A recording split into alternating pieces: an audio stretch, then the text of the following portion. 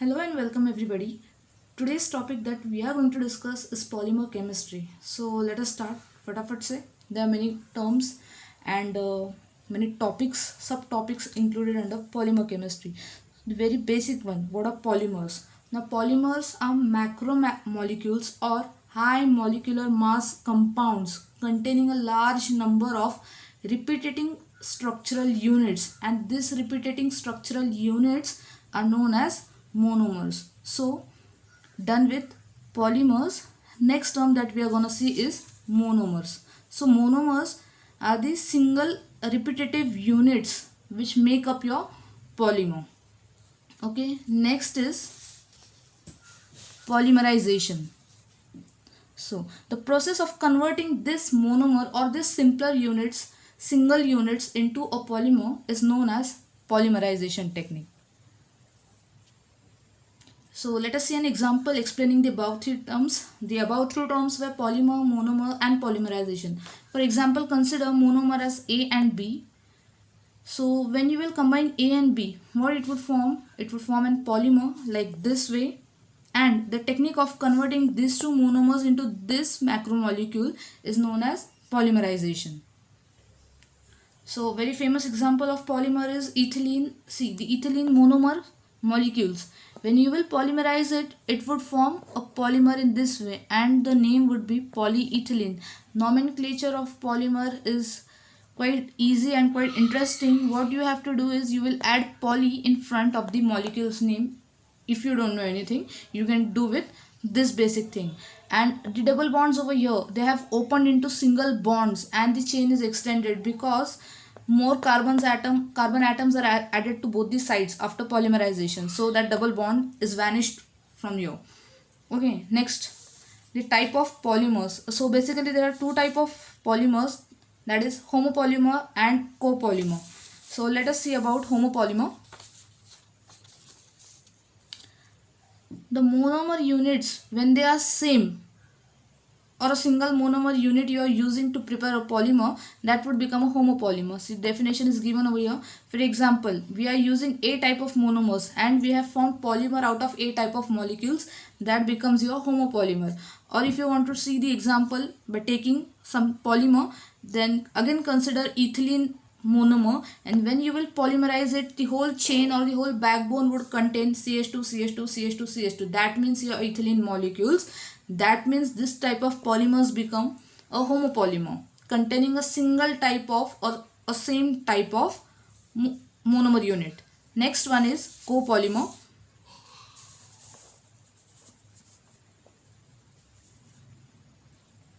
Okay, a copolymer is also known as heteropolymer or mixed polymer because two or more different type of monomers are involved in the preparation of this kind of polymer. So let us see the example for heteropolymer or your copolymer. See example of this type: A, B, A, B, A, B. A and B are monomers over here and this is your polymer. So two different type of monomers are seen in this polymer. Or it may be more than two: ABC, ABC, ABC, different type of monomers present within the molecule. Okay. Another example is nylon 6,6. Nylon 6,6 is made out of two different monomers, adipic acid and hexamethylene diamine. So this would result in a polymer which is a product of two different monomers. So again it becomes the example for copolymer. The next topic is degree of polymerization. Degree of polymerization is simply the number of recurring or repeating units or the number of monomers in a polymer.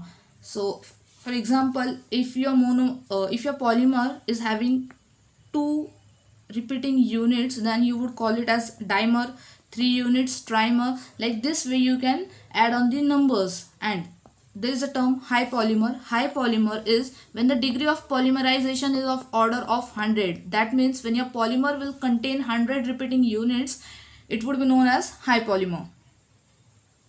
So next point is classification of polymers. Polymers can be classified in n number of ways. So here we have taken 5 types of classification. So let us start with the first type. See, you can see over here the 5 types are mentioned. So we are starting with the details.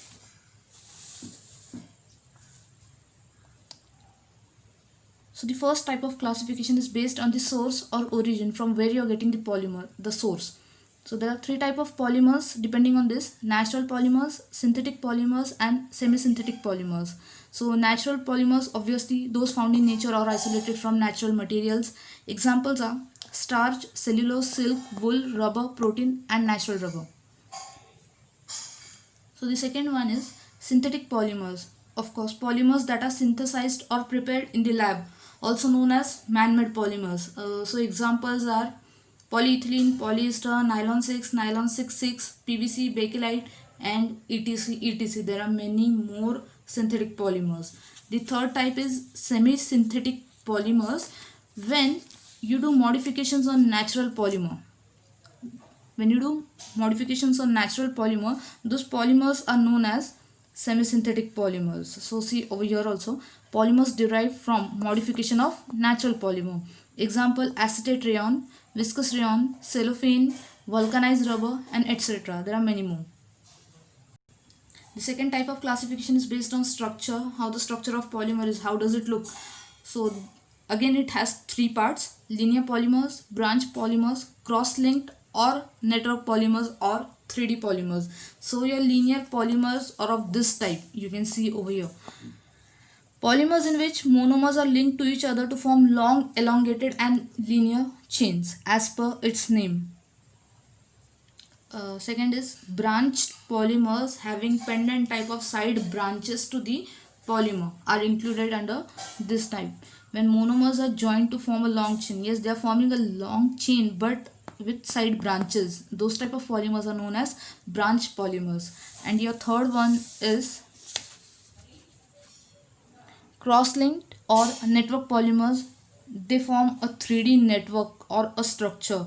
Polymers are linked and linked and linked with side branches and further linking from that side branches too. So it forms a net type of structure. The third type of classification is based on intermolecular forces. The bonds holding two carbon atoms or two atoms in the polymer molecule, that forces are known as intermolecular forces. So depending on this type, there are three subsets: fibers, elastomers, and plastics. So the first one, fibers. Polymers having long, thin and thread-like structure with high tensile strength. Examples of fibers you might be knowing: cotton, nylon 6,6, wool, and silk. Now if you know about these threads, it's not possible to break them easily. So they are having high tensile strength and high modulus. And strong intermolecular forces exist between this type of polymer. Strong intermolecular forces like hydrogen bonding exist between this type of molecules. The next one is elastomers.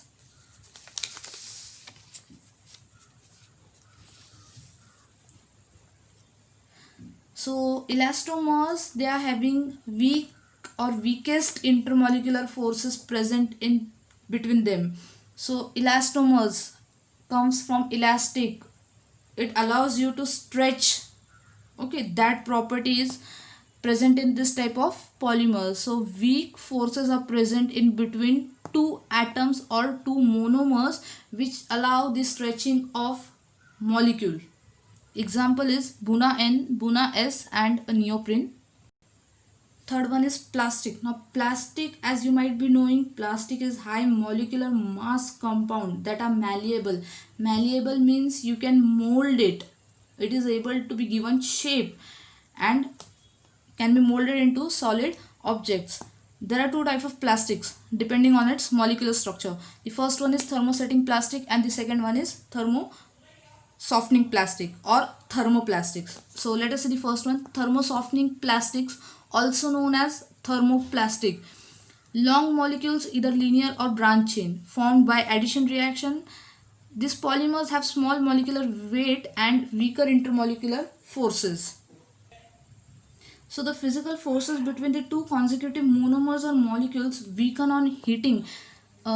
Easy definition is that on heating this type of thermosoftening polymers or thermoplastics, you can mold them again, you can again heat them, you can again mold them. That is heating and remolding. Heating and remolding is possible in thermoplastics.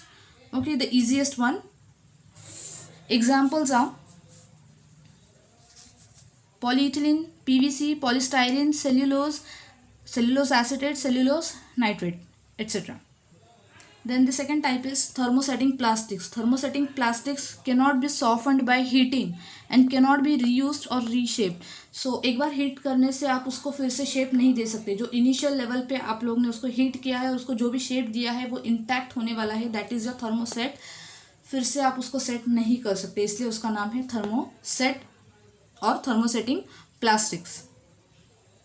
So examples of thermosetting plastics are phenol formaldehyde resin, urea formaldehyde resins, silicones, etc.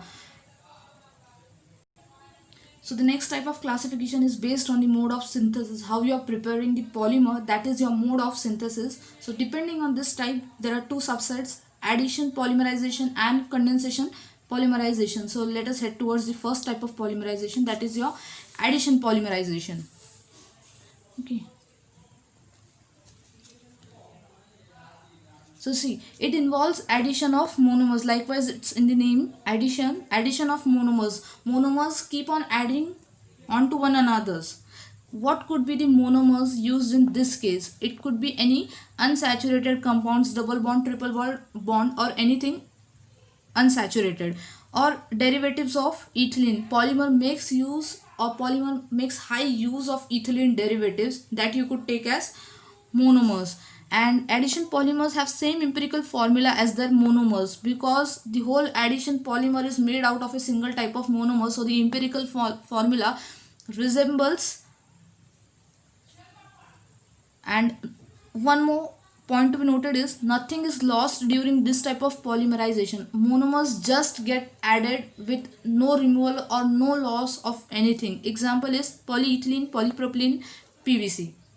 So see, we have taken examples of addition polymerization. So the first one is very famous, ethylene. When you polymerize it, you form a polymer of this kind.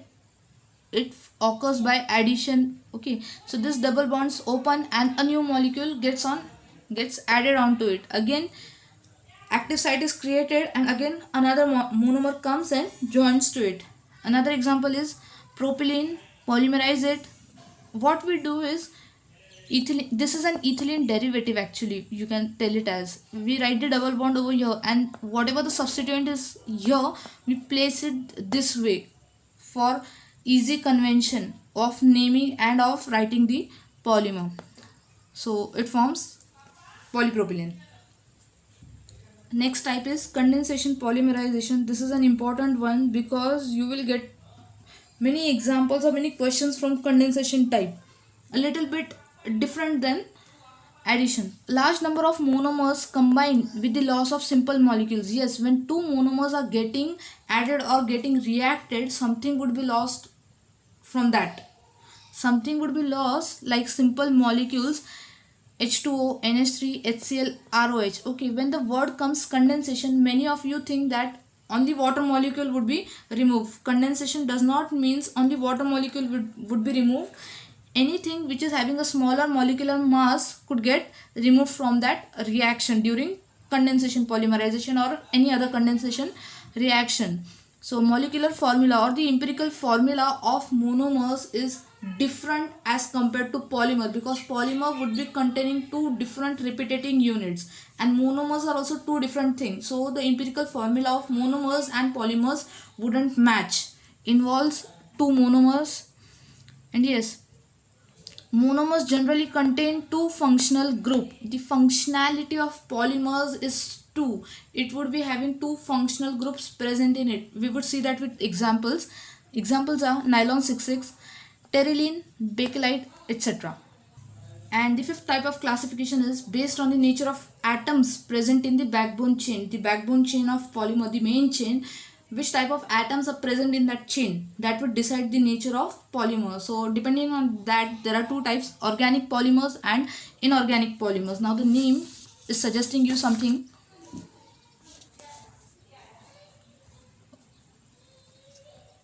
Okay, so the first one is organic polymers. When the backbone chain is made up of entirely carbon atoms, that is known as organic. And when the carbon chain is not made up out of carbon atoms or atoms other than carbon, carbon may be present but other atoms too are present in the backbone along with the carbon, those are inorganic. And one more thing, if the whole chain is made up of some other element other than carbon, carbon may be present as substituents or branching, that is also your inorganic polymer. Just carbon should not be present in the backbone. Examples of organic polymers are polyethylene, polypropylene, and examples of inorganic polymers are glass and silicon rubber. Then the next point with polymers is types of polymerization reactions. So basically or principally there are two types of polymer reactions: addition and condensation. Addition reaction is also known as chain growth polymerization, and condensation reaction is also known as step growth polymerization. So why addition is known as chain growth and why condensation is known as step growth, we would see with examples.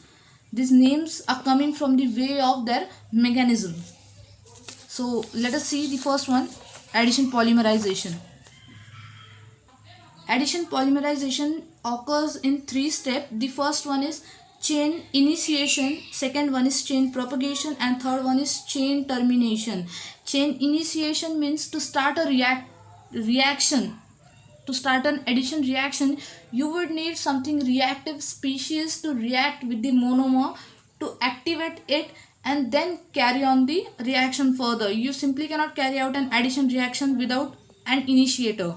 So initiator is a reactive species which would react with your monomer first and then would carry on the further reaction. So what could be the reactive intermediate, or what could be that reactive species? It could be a radical. If you are using radical as a reactive initiator, then that type of addition polymerization would be known as free radical polymerization. If you are using a cation as reactive species, then that polymerization would be known as cationic polymerization. If you are using anion, negative charge, and this was positive charge, if you are using anion, then that polymerization would be known as anionic polymerization. And the last one is organometallic complex. If you are using as reactive intermediate or reactive species, then that would be known as coordination polymerisation. यहाँ पर ही हम लोगों ने types देख लिए हैं addition polymerisation के, depending on that, but most frequently used is your free radical.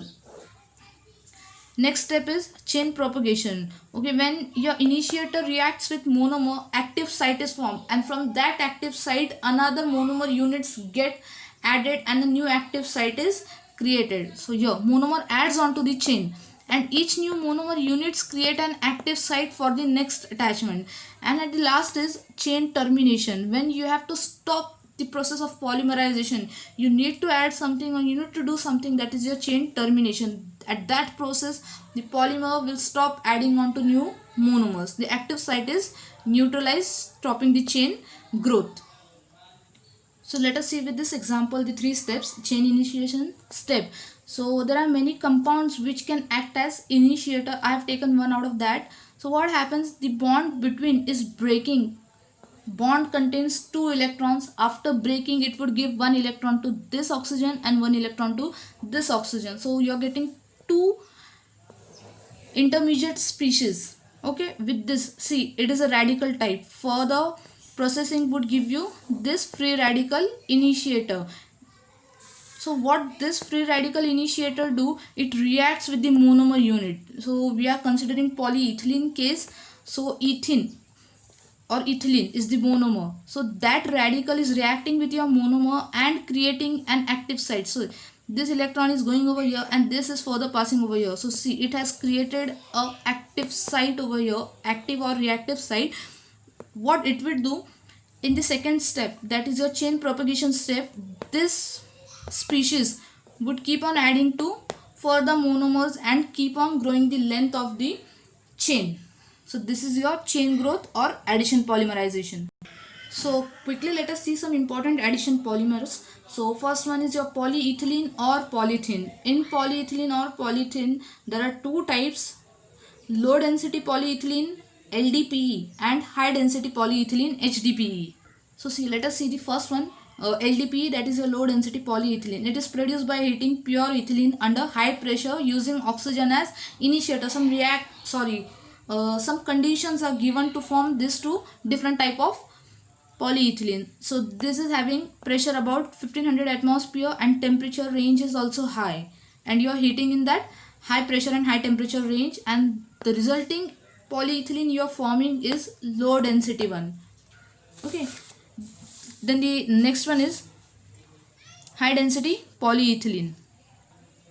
So for forming high density polyethylene or HDP, again you are heating ethylene, but now the conditions are different from the previous one. Pressure is low, around 1 atmosphere, and temperature is also low, around 60 degrees Celsius, and you are using a catalyst over here, Ziegler-Natta catalyst, a very famous one in polymer, and you are carrying out the whole reaction of polymerization. So the resulting polymer that you are forming is high density one. Okay, there are property difference between low density one and high density one, so you could read out the properties on your own. I'm not discussing it over here. Second example is Teflon or polytetrafluoroethylene or PTFE. British name is Fluon, and in USA it is known as Teflon. So again an easy reaction one. It is obtained, Teflon is obtained by heating the monomer in presence of catalyst and high pressure. Okay, so you are forming a Teflon. See the structure of Teflon. Ethylene molecules contain H.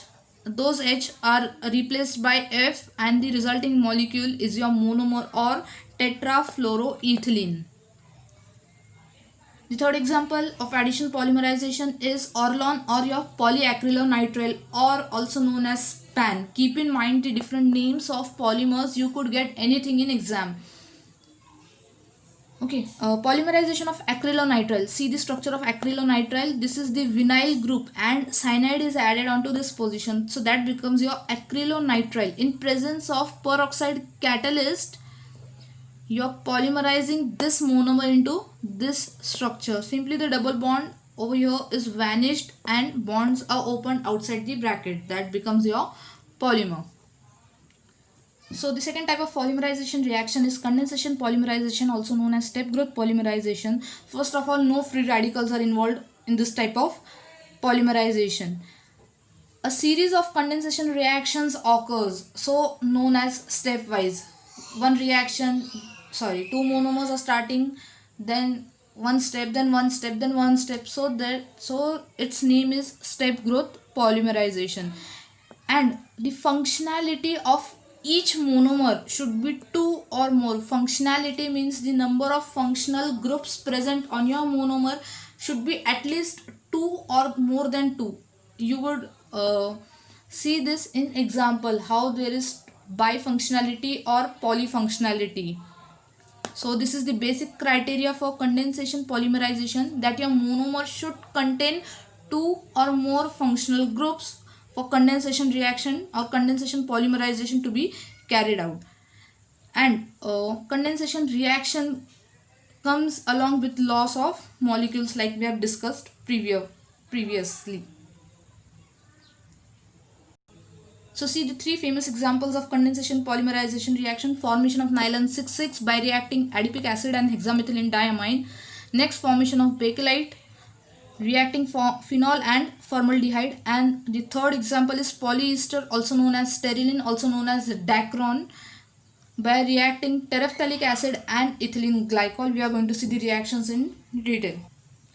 So see, condensation polymers, basically there are 3 types of condensation polymers. There would be many more, but I am taking 3 right now: polyesters, polyamides, and formaldehyde resins. So your polyesters examples are terylene and glyptal. Polyamides are nylon 6,6 and nylon 6. Formaldehyde resins are phenol formaldehyde resin, also known as bakelite, melamine formaldehyde resin, and your UF resin, that is your urea formaldehyde resin.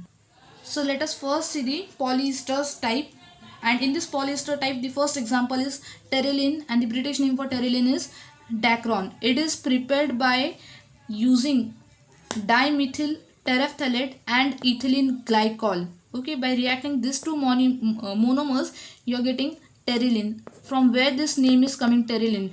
Ter from this and lean from this. So terylene is result of dimethyl terephthalate and ethylene glycol. See, I have shown a reaction over here. This is your dimethyl terephthalate, a benzene ring, and this ester group over here, and this. So you can see 2 functional groups are present in each of the monomer. Now see over this DMT, 1 functional group, 2 functional group, okay, present within the same molecule. So it becomes a bifunctional polymer. Again, the Next polymer, two hydroxyl groups, bifunctionality. Again here, ethylene glycol, two hydroxyl group, bifunctionality. So what happens, this OH would react over here and this OCH3 would be lost as CH3OH. So the resulting monomer is this long, and when you polymerize it, simply this would become the structure. See.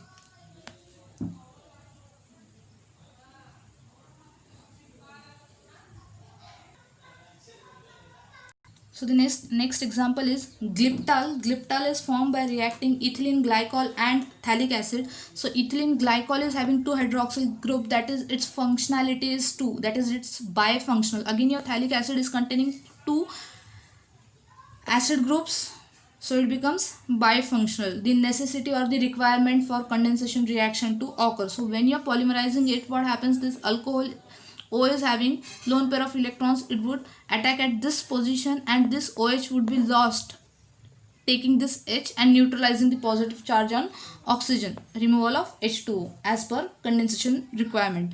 So this is the resulting polymer.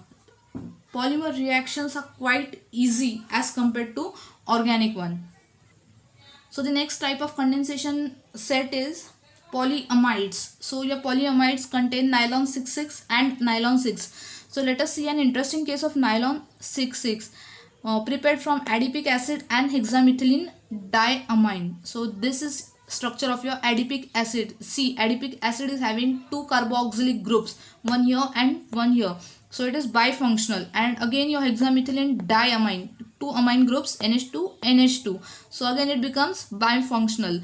What would happen, H from NH2 and OH from this acid, it would be lost as H2O or water molecule, and this would get connected. See, in this form, this is the structure of your nylon 6,6. Now why the name nylon 6,6? This structure is of nylon, but 6 and 6. So see, 6 carbon atoms coming from adipic acid and 6 carbon atoms coming from hexamethylene diamine. See over here, 6 CH2, so that is 6, and this 6 over here, 4 CH2, 5 and 6, so 6 6. You would get nylon in different forms, 610, 24 and many more. So just keep in mind, it is the number of carbon atoms coming from each of the monomers, and that number we are placing over here. Okay, the next example is nylon 6. Actually nylon 6 is a special case. It is neither an addition nor a condensation polymer, but it is simply formed by ring opening of the monomer. Okay, also known as polycaprolactam. So it was developed by Paul Schlack to reproduce the properties of nylon 6,6 without violating the actual patent. So this scientist, he didn't wanted to violate that nylon 6,6 patent. So what he did, he tried it with caprolactam, and he was actually successful in reproducing the properties of nylon 6,6. Okay. So see the trade names. Trade names for nylon 6: Perlon, Dedron, Nylatron, Capron, Ultramid, Aculon, Capron, Durathan. And the reaction is this. This is your monomer, epsilon caprolactam. Lactam means cyclic amide. So see, there is a cycle and it is a cyclic amide. That is your lactam. And there is one more term, lactone. Lactone, ONE, is your cyclic ester. So when the ring opens over here, what happen? You get nylon 6. Now you would ask that ring could break from here, this carbonyl would go here, this NH would go to the other side, but we are forming polyamide, so it is necessary that this two stays side by side and it becomes a polyamide, a ring opening product. It is neither condensation, it is neither addition. Okay, the third set is formaldehyde resins. Let me tell you, resins generally are thermosetting and 3D structures. Okay, keep this in mind if you are getting MCQ or certain question regarding it, so you can choose that option over there, that it is a thermosetting and a 3D network. So first one is very famous, phenol formaldehyde resin, also known as bakelite. I think also Novolac is its name, something I'm not remembering, but bakelite also known as phenol formaldehyde. So it is a thermosetting polymer, and these reactions are exothermic. So in step 1, when you're taking phenol and formaldehyde along with a base, what this base will do, it will abstract this hydrogen and it would make a phenoxide ion, and then this phenoxide ion would react with this formaldehyde, resulting into two intermediates, ortho and para intermediate, because OH group is ortho para directing. So this kind of intermediates are formed over here. Now what this intermediate are going to do in the next step, n number of intermediates, so this and another one, they will condense, they will react by removing something. So something removed is H2O in this case. So in initial step, a linear polymer is formed known as Novolac. But when you keep on adding excess of formaldehyde in the reaction, see excess of formaldehyde, what would happen? This linear structure would go on reacting and it would form a 3D network, and this 3D network is your cross-linked polymers, bakelite. So if you're getting a question about linearity and cross-link behavior of resins, so at initial stage with controlled amount of formaldehyde, linear polymer is formed, and when you're keeping on adding excess of formaldehyde, a cross-link structure would be formed. Keep this in mind. So the next example of this resin is melamine formaldehyde resin, also known as MF resins. So melamine is an heterocyclic triamine. See, tri-functionality. 3 functional groups are present over here. Tri-functionality and also heterocyclic. Heteroatom. Other than carbon, atoms are present here. So it is heterocyclic triamine. It is reacted with formaldehyde. So what happens? An intermediate is formed in the first step. And when you are polymerizing that intermediate, you would get this structure. Now this is a linear structure. When you will keep on adding excess of formaldehyde, again you would form a 3D network or a cross-link polymer. This is same for all the formaldehyde resins, that when you are adding excess formaldehyde, it would go to cross-link structure. So the third type is urea formaldehyde resin, also known as UF resins. Step 1 consists of a reaction between urea and formaldehyde. It would not directly give you a product. First it would form derivatives or intermediates, methylol intermediates, functionality 2. Okay, see, this kind of derivative is formed over here. As we know that condensation reactions required bifunctionality or polyfunctionality, so first these two react to form intermediate having 2 functional groups. Okay, so this intermediate stage is coming in between this process. When it is successfully forming 2 functional groups, then the actual polymerization would occur. So when we have formed the dimethylol derivative, n number of dimethylol derivative would react, giving a cross-linked product. See this way. And condensation is, it goes by condensation reaction with removal of H2O. See, you can see over here, OH from this and H from this would go away. So everywhere this happens and a cross-link structure is formed. Okay, the next topic is rubbers. Rubbers also come under polymers. So basically there are 2 types of rubber, natural rubber and synthetic rubber. So let us start with, start with natural rubber. Natural rubber consists of repeating unit, or you can call it as the monomer of natural rubber is isoprene. Isoprene 2-methyl-1,3-butadiene. See the structure of isoprene. And when you polymerize it, natural rubber is formed with cis geometry. Okay, it is having a cis geometry. Keep in mind, natural rubber is having cis geometry. Properties: natural rubber is soft and sticky. It is having low tensile strength, it is having elasticity, it is not able to be handled properly. Natural rubber, see, it sticks to your hand. A narrow range of temperature for use, so you can use it only within 10 degrees Celsius to 70 degrees Celsius. Apart from this temperatures, this rubber would decompose or something different would happen with this rubber. So it is having a narrow range of temperature use. So what happens if that natural rubber was not be able to use as it is because of its lower properties? So scientists developed a technique of vulcanization of rubber. So what they do in this vulcanization process, they heat the crude or the natural rubber with sulfur to higher temperature to improve it properties. Yes, natural rubber की properties अभी हम लोग ने देखी है. और vulcanization के बाद सल्फर के साथ जब हम उसको हीट करते हैं हायर टेम्परेचर्स पे, तो उसकी प्रॉपर्टी एक्सटेंसिवली इम्प्रूव हो जाती है. वो जो रबर को हम लोग हैंडल नहीं कर पा रहे थे, जो उसका स्टिकी मास था, टेंसाइल स्ट्रेंथ भी उसकी कम थी, इलास्टिसिटी थी, ये सब प्रॉपर्टीज़ निकल जाते हैं. और हम लोग को जो एक्सपेक्टेड प्रॉपर्टीज़ है पॉलीमर बनाने के लिए, वो प्रॉपर्टीज़ वल्कनाइजेशन के बाद नेचुरल रबर में आ जाते हैं. तो उसको हम लोग नेचुरल रबर नहीं बोलते, फिर उसको हम लोग बोलते हैं वल्कनाइज्ड रबर. उसमें और एक स्टेप है इबोनाइट.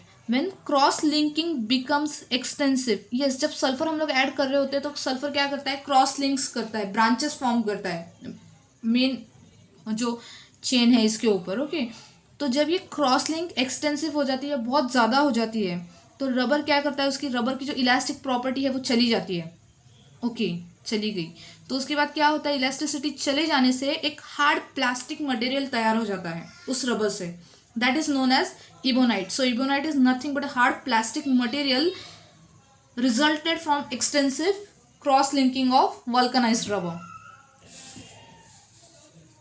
सो फर्स्ट स्टेप नेचुरल रबर, उस पर प्रोसेसिंग किया, वल्कनाइज्ड रबर, उस पर और ज़्यादा प्रोसेसिंग हो गई, तो फाइनल इज इबोनाइट रबर और इबोनाइट. सेकेंड क्लासिफिकेशन है रबर का, synthetic rubber. So it is a polymer of 2,3 dimethyl butadiene. So structure of the monomer is this way, and when you are polymerizing it, what happens, these two double bonds, they open outside creating a double bond in between. Okay, synthetic rubber. Next type of rubber is neoprene. So what is neoprene? A polymer of 2-chlorobutadiene. Different type of rubbers give you different type of properties, so they were found basically at that times, but we are having it under study. Chlorine at the second position, and when you polymerize it, everything would be same except the positions of double bond. Okay, okay, then comes a topic, Buna rubber. So Buna, this word is coming from two different words, butadiene and natrium. So when you are reacting 1,3-butadiene with Na or your sodium, the resulting product is having one single bond. It is a polymer actually, and that is your Buna. From this Buna you are forming, or you can form more two different type of rubbers, that is your Buna N and Buna S. So let us see what we can do with this Buna. We have successfully formed a Buna, but we are going to do something with it. So first what we are doing, we are reacting this Buna or this butadiene with 25% acrylonitrile, and the resulting rubber is known as Buna N. N represents nitrile. Okay, copolymer है. Copolymer means two different type of polymers are present over here. Sorry, two different type of monomers are present over here which are going to form a polymer. So 1,3-butadiene plus your acrylonitrile, and when you are polymerizing it, the result you are getting is Buna N. And the next type that we can do out of Buna is Buna S. S over here represents styrene. The two monomers, copolymer. Buna S is a copolymer of 75% butadiene and 25% styrene. Butadiene and styrene. Polymerizing to form Buna S. The next type of rubber is, see, you are getting many rubbers under the heading rubbers. Next is SBR and GRS. So SBR is styrene butadiene rubber and GRS is government rubber styrene. These two are the examples of copolymers of butadiene and styrene. Okay, And last type is silicon rubbers. So this is mixed inorganic and organic polymers consisting of silicon, okay, formed by polymerization of various silanes and siloxanes. Silicon containing compound से form हुआ हुआ rubber जो है वो है silicon rubbers. So the next one is silicon polymers, also known as polysiloxanes, do not contain carbon as a part of their backbone structure. Totally there is silicon present. Okay. Although silicon and carbon are in the same group of the periodic table, both polymers containing silicon and polymers containing carbon would have different chemistry and different properties. So how would you know that a polymer is silicon polymer? The organosilicon polymers, organosilicon for the name, carbon silicon bonds are present, so organosilicon polymers, or the polymers containing this linkage SiO-Si linkage are known as silicon. So very easy to identify or very easy to distinguish from other polymers. This linkage, if you are seeing in a polymer, you could directly tell it as silicon polymers.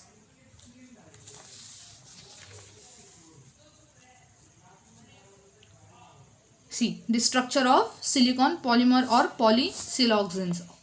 SiO-Si, SiO-Si, everywhere this linkage is present.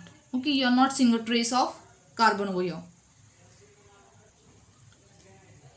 Then one more type of polymers is biodegradable polymers, the polymers which are easily degraded by microorganisms, and even if it is forming some byproduct, that too would not be harmful to the nature. The byproducts would also be harmless and it would also be degradable, so that it does not cause any serious effect on the environment. Examples are PHBV and nylon to nylon 6. So the last point from this topic is tacticity. So what is tacticity or what is tactic? Relative stereochemistry of adjacent chiral centers within a polymer. Consider a polymer, okay, a backbone of polymer, and they are having substituents. So how these substituents are attached, the manner in which they are attached, or the stereochemistry of that substituents, that branches comes under tacticity. So there are three types of stereochemistry: isotactic, diotactic or syntactic, and atactic. Okay, isotactic, syntactic, syndiotactic, or atactic. So let us see the first one, isotactic. The substituents on the backbone chain are located on the same side. Consider this zigzag as your backbone chain of the polymer, and these are the substituents or the side groups or the branches, whatever you want to say it as. They are arranged on the same side. Okay, I have shown it by wedge bonds, that is upward side. Okay, present on the same side. This type of polymer would come under isotactic polymer. It is having high crystallinity and high stereoregularity. Okay, it is having sharp melting or boiling points. Then next is syndiotactic. So see, syndiotactic, the substituents are located or arranged alternatively on the backbone chain. See this backbone chain in the form of zigzag pattern, and this I have shown by wedge and dotted bonds. Wedge bond, dotted bond, wedge bond, dotted bond. Above the plane, below the plane, above, below. Okay, up, down. You say it anyways, but you identify it as syndiotactic or syntactic. So 1 and 2, that is your isotactic and your syndiotactic, are called as stereoregular polymers because you could identify the pattern. Okay, you could identify the stereoregularity out of that. And the third one is atactic. Substituents are located randomly or without any pattern or without any fashion on the backbone chain. See this backbone chain, and I have shown the groups: below, above, below, above, below, above. Okay, so it is not having any pattern. You cannot predict how the pattern is going, so it becomes atactic or random. So we have done with the theory. Let us start with questions. We are going to take few questions to understand the theory properly. Okay, questions would solve your all the other doubts. First, a polymer is any substance made up of many repeating units known as, polymer के अंदर monomers present होते हैं, monomers, also known as mers. Okay, so this is the right answer. Second, small molecules which combine to form polymers are known as monomers. Third question, select the incorrect statement. Okay, first one, when in form ready for further working, polymers are called resins. Yes, polymers at the final stage, when you take it as, it is known as resins. The chemical process leading to the formation of polymer is known as polymerization. It is correct. See, this one is correct, this one is correct. The number of monomeric units contained in the polymer is known as the degree of polymerization. Yes, it is also correct. Then the last one, due to smaller size, polymers are called as micromolecules. False. Due to their large or bigger size, polymers are known as macromolecules. So your correct answer is D. They have asked you for incorrect statement. The next one, below threshold degree of polymerization, the polymer does not possess any strength and exists either as liquid resin or friable powder. So degree of polymerization means the number of monomer units or repeating units present in a polymer. If you are having many monomers or many repeating units present in the polymer, then the properties of polymer would be very good. But if you are having lower number of monomers, 2, 3, 4 or 10 only monomers are present in a polymer, then the properties would not be so good. So below threshold degree means below a certain limit. That is your threshold degree. Below this threshold degree, the polymer would be having lower number of monomer units in it.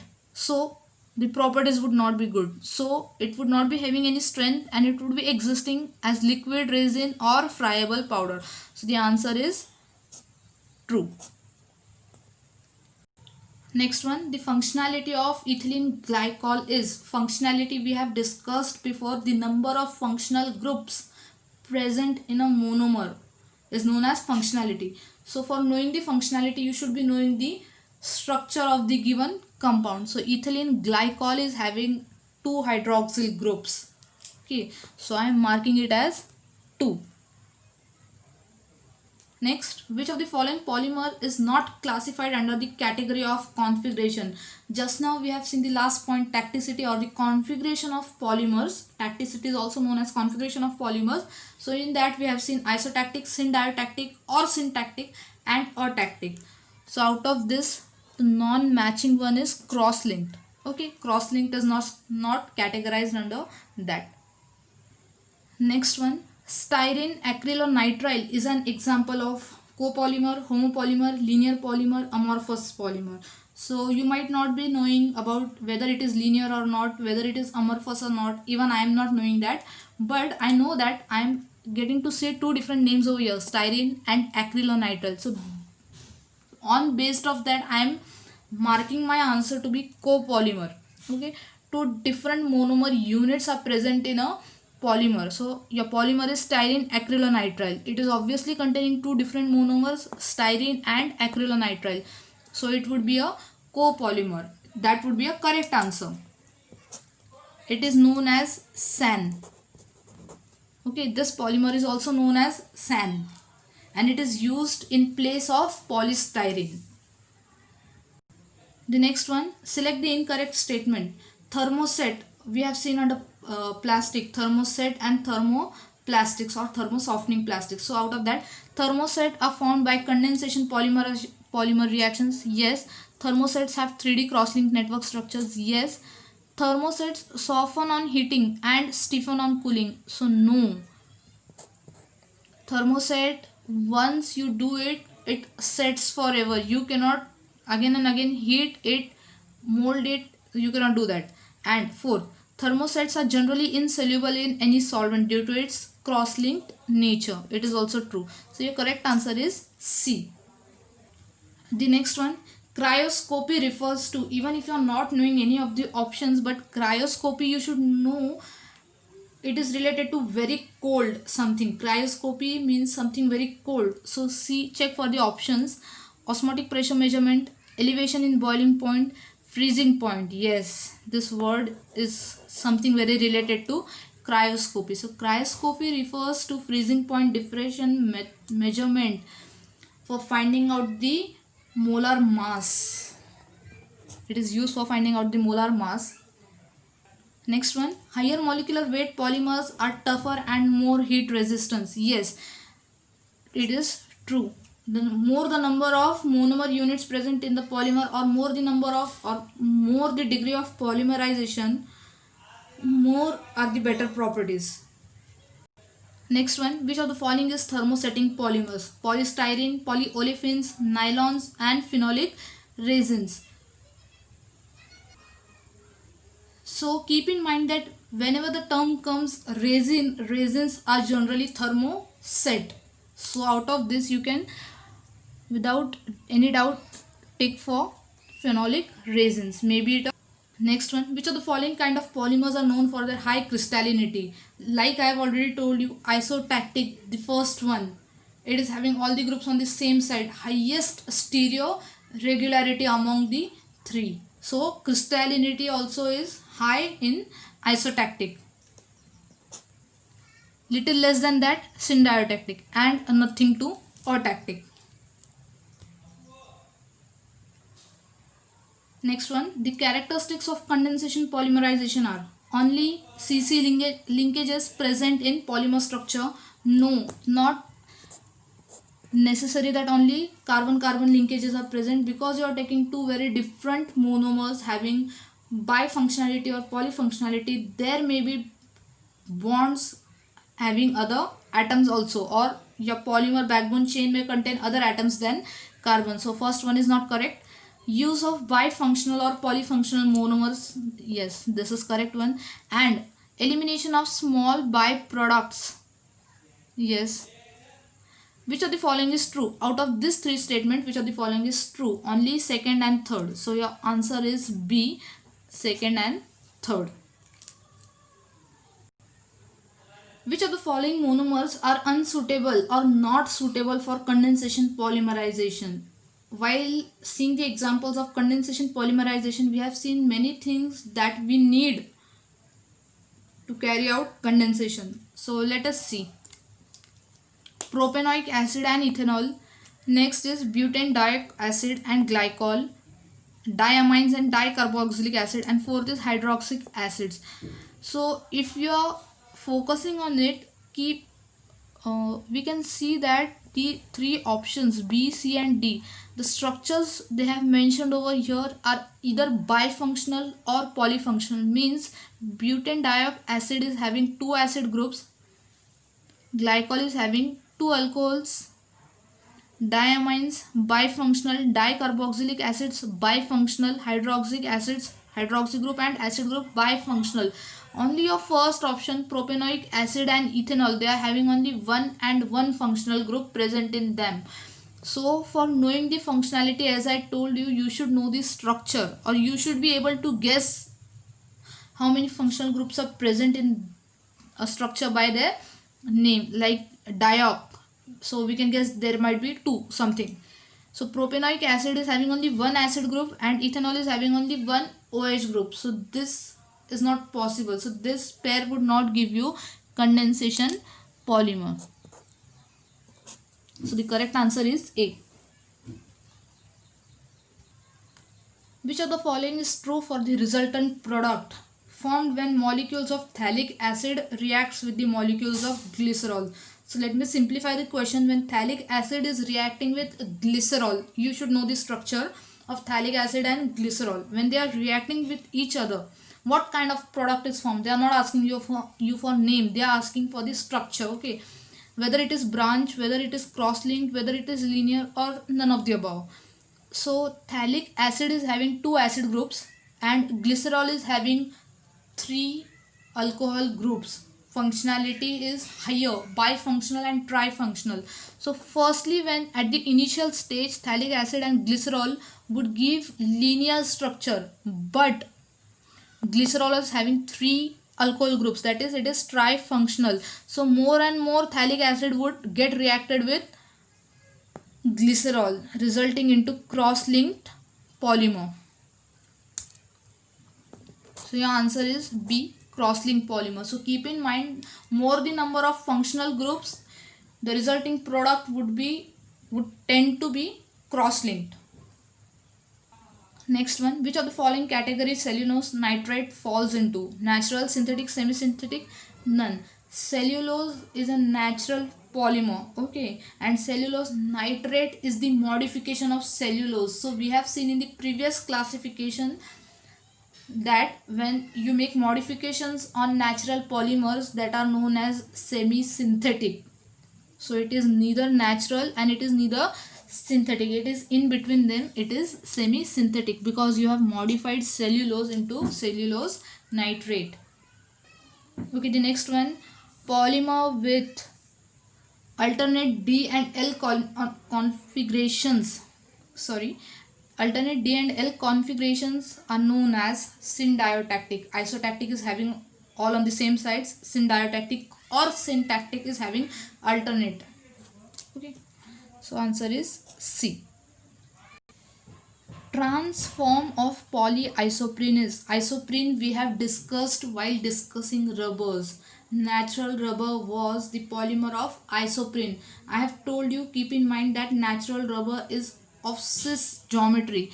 So of that cis geometry, what would be the trans name for the trans form of polyisoprene? So it is gatta parcha. Okay, gatta parcha. Cis form is natural rubber, trans form is gatta parcha. Yes, Perlon is rubber, nylon 6, terylene, oxlon. I have shown you trade names, many trade names for one of the polymer. That was your nylon 6. Trade name for nylon 6 is Perlon in Germany. So your correct option is B, nylon 6. Which of the following is not a polyamide? Okay, nylon 6,6, it is a polyamide. Protein, you might not be knowing about protein, or some of you might be knowing about protein. Protein also contains amide group, so protein is also polyamide. Nylon 6 is also polyamide. Glyptal is not polyamide. Okay, glyptal is not a polyamide. Next one, ebonite is polypropylene? No. Natural rubber? No. Synthetic rubber? No. D, highly vulcanized? Yes. Ebonite, as we have seen, natural rubber is tacky to handle, so we are converting it into vulcanized form by heating it with sulfur. And if that cross link becomes excessive or expensive, the resulting is ebonite. So highly vulcanized form of rubber is known as ebonite. Option is D. Polymer used in bulletproof glass is PMMA, that is your polymethyl methacrylate. It is having tough texture, so it could be used as bulletproof glass. See this, polymethyl methacrylate.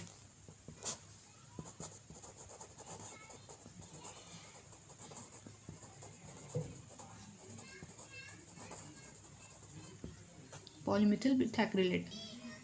Okay, which of the following monomer pairs and polymerizes to give you epoxy resin? Yes, we have not discussed about this in the theory, but let me tell you about epoxy resins. When you react epichlorohydrin and bisphenol A, you are getting epoxy resin.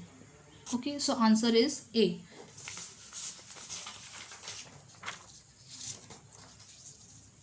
See, I have shown you the reaction in this slit. This is your bisphenol A and this is your epichlorohydrin. So what happens? OH over here, oxygen is having lone pair of electrons. It would attack at this position. This CH2 ring would open. If epoxide ring is there, it would open and this O would go on second carbon over here in the form of OH. So see, this is the opening structure. This structure is as it is and this would condense out. So it is written out of the bracket, and at this side O CH2 CHOH, O CH2 CHOH CH2, and further this. So there is a removal of HCl. H and Cl are getting removed in this process. The polymer containing strong intermolecular forces. Example, they have given strong intermolecular forces like hydrogen bonding is present in what kind of polymer? Teflon, polystyrene, nylon 6,6 and natural rubber. So while seeing the classification, we have seen that nylon 6,6 is having strongest intermolecular forces present in them, and example was hydrogen bonding. So your nylon 66 contains hydrogen bonding, and that is the strongest intermolecular forces that a polymer could probably possess. And the last one, of the following which are classified as polyester polymer: terylene, bakelite, melamine, nylon 66. So your terylene is polyester, bakelite and melamine, they are your resins, and nylon 66 is a fiber. So your correct answer is, or it is a polyamide. So your correct answer is terylene. So if you are having any doubt, you could ask me in the comment section. So please like and subscribe to my channel. Thank you for watching my video.